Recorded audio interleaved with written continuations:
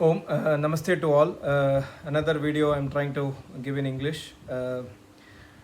Okay, before going to the real topic, I would like to. There are some questions and messages I got from some of you who have seen this video. For the first video, what I had put for the qualities of Guru, the message was like this: the qualities mentioned is really divine, but in today's situation, we are really unable to find such a person or such a Guru. That is the reason we normally directly contact God, and we don't need a Guru. We directly try to contact God and worship God. So the answer to this is very simple. You have to know whom we are worshipping, and you have to understand what is the quality of that God whom we are going to worship or we are worshipping. So as I told yesterday in the universe creation, God creates this universe and tells that I create this universe like this. So similarly, God himself gives the knowledge in Vedas that I am God and these are my qualities. So we have to worship that God who has these qualities which is matching with Vedas, and not any imaginary God which we have created by ourselves. So for us to understand the qualities which is in Vedas, we have to go and learn Vedas from a master who has realized God and who has realized Vedas in his heart. So that is the reason I have put that first video about the importance of Guru. Because unless we know who is that God, how will you worship him? So this is the answer to that. I have already given that message, but then I thought of giving it in video also, so that some people may still have this doubt and would have not asked. So I'm just clarifying. And once again, as I told in all the videos, even in Tamil and in the previous English videos, every knowledge, whatever I'm speaking, if it is a knowledge, it is learned by me from my Guruji. His name is Swami Ram Sarupji Yogacharya. He lives in Himachal Pradesh. He is a philosopher of Vedas and a living legend. So nothing is my knowledge, and whatever I've learned, I am trying to convey 1 by 1 croreth percentage of really what he has given. So coming to the topic is how to worship God and how to obliterate sins. So basically, before worshipping the God, we have to know what is his qualities. In Vedas, there are innumerable Ved mantras explaining about qualities of God. I have taken today one Ved mantra which is from Yajurveda, 40th last chapter, 40 chapter. And this 8th mantra speaks about the quality of God. And the mantra is like this: Om Sapariyagat Shukram Akayam Avrinam Asna Virang Shuddham Apapaviddham Kavihi Kavir Manishi Paribhuhu Swayam Bhuryata Tatyato Artan Vyadada Chashwati Bhayah Samabhayah. So it's in divine Sanskrit, this 8th mantra. So it says the quality of God is explained beautifully by God himself, and my Guruji has given this knowledge in decoding this mantra. If you see Sa Pariyagat, Sa means that Ishwar, that God is Pariyagat. He is omnipresent. He is present in each and every atoms of this universe, and he is omnipresent. He is not in one place in sky or in some place and then seeing us. He is omnipresent.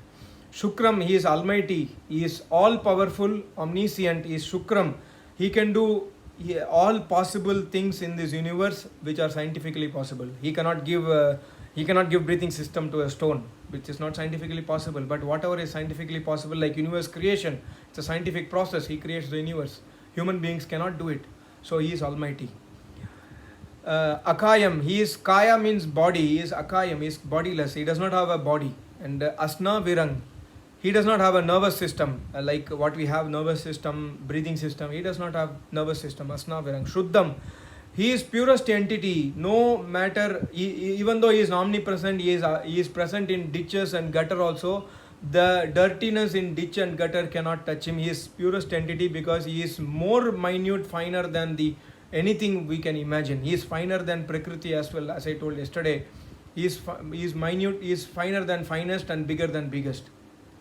Unimaginable by human brain, and you cannot perceive him by our senses. And Apapa Viddham, he is beyond sins. He does not do any. God says that I don't do any sins. He is beyond sins, and he never does injustice to anyone. And Kavihi Manishi Paribuhu. Kavihi means he is drishta, he sees, he witnesses each and every actions of the universe since time immemorial. That means from the start of the creation, eternal process, he knows everything, he sees everything. That is Kavihi. Manishi, he knows what is inside my mind before my thinking is coming out of in the words form. So he is Manishi, he knows the mind of each and every Jivatma of this universe. Then Paribuhu, he gives stringent punishment to the sinners. And sins definition is any act or any deed which is done against Vedas are called sins by God. And Swayambhu, he is not made by any matter. He is not made by anyone. He himself is always existent. That is called Swayambhu. He does not have a creator to make God. Then Yatha Tatyato Aritan Ved, this Vedic knowledge, he is giving from the time immemorial, Shashwati Bhaya Samabhaya, to the society. He is giving this Vedic knowledge from time immemorial whenever he creates this universe. That is what God says about his quality. And you see here, he says to the society, Samabhaya, he does not give this knowledge to one particular religion, one particular caste, one particular race, or one particular color of skin of people. He gives this knowledge to the human beings for all the people. So Hindu, Muslim, Sikh, Isai, Parsi, Jain, everyone has to learn Vedas equally, like a Hindu will learn or a Brahmin will learn. There is no caste system, there is no religion system in Vedas. That's why Vedas are called Sanatana Dharma. So this is the quality of God, and then how to worship this God and how to obliterate sins. That is what I'm going to explain. Again, yesterday I showed you this, I told about this book called Vedas Divine Light. Now I am just taking another Vedas Divine Light part 3 written by my Guruji. He has explained really wonderful about worship of God in this book. And I would really request the viewers to go to our website and order this book. I'm not giving a promotion or selling this book, but then this book is like a know-how or a must-have book, must-read book in everybody's life. My Guruji has discussed extensively about all aspects of life in these books. How to, all problems what a person will probably face in his life, and all aspects of worship, about God qualities. So many issues have been discussed in this book by my Guruji. So I'm not going to read again. I'm just trying to give you some points from this how to worship God. So first of all, my Guruji is saying that you have to know who is that God whom you are worshipping, what is his qualities. So I have given one mantra to explain about his qualities, because this mantra speaks about extensively his qualities, not covering all his qualities. He has infinite qualities, infinite capabilities and attributes. I cannot define now, but you could have understood the gist of, like, basics of who is that God. The description is known, then we have to know what is the way to worship him, because unless we worship God or we pray and praise God as per Vedas, it's not going to be acceptable by God, because God says that this is what you have to do. And God says he himself is very much pleased if we do these 3 pious deeds. What are these 3 deeds? He says, if any action of yours is comprising of stuti, pratana, upasana, that means stuti means praise of Almighty God, pratana means prayer, and then upasana means worship. If anything has these 3 pious deeds, then God is pleased. And Ved mantras are the only thing in this universe which has all these 3 things inside it, because it is direct from Almighty God. So we have to obey God's rule, and we have to pray and worship God through Ved mantras. And God says in all the 4 Vedas, not only in Yajurveda, but in all the 4 Vedas, God says the best form of worshipping me is through Yajna. Yajna means like, let's say, offering pious substances in the burning fire. And in Yajurveda, first chapter, first mantra, only God says, Yajno vai sreshtatamam karma. This is the highest supreme deed a human being can do in his life. He is listening Ved mantras and offering pious substances in the burning fire. And some people say that, why we are wasting this butter, ghee, everything in the fire. But then that means this guy does not know 2 things. He is going against the order of Almighty God, and secondly, he does not know any science. Because as you know, matter is neither lost nor created. it will change form. So anything we offer inside the fire has a quality to convert that into suksham atoms, and these atoms will go into atmosphere, infuse into the air through, and with the help of sunlight it spreads across the places in near our society, across the universe actually, because that is the power of sun rays and the air, vayu. Then this gives benefit to all the human being, not only human beings, all jivas in all the living beings on this earth. So that is the reason God says yajna is the most pious activity or deed. And also one more my Guruji always used to quote this sutra from Patanjali Yoga Shastra, that the 1/7 sutra speaks about Vedas are self-proof. Vedas do not require any other proof of a person or a comment that this is right, because Vedas are direct from Almighty God. They are self-proof, they stand for themselves. And if there is anything mentioned in Vedas, that is authority by itself, because it's direct from Almighty God.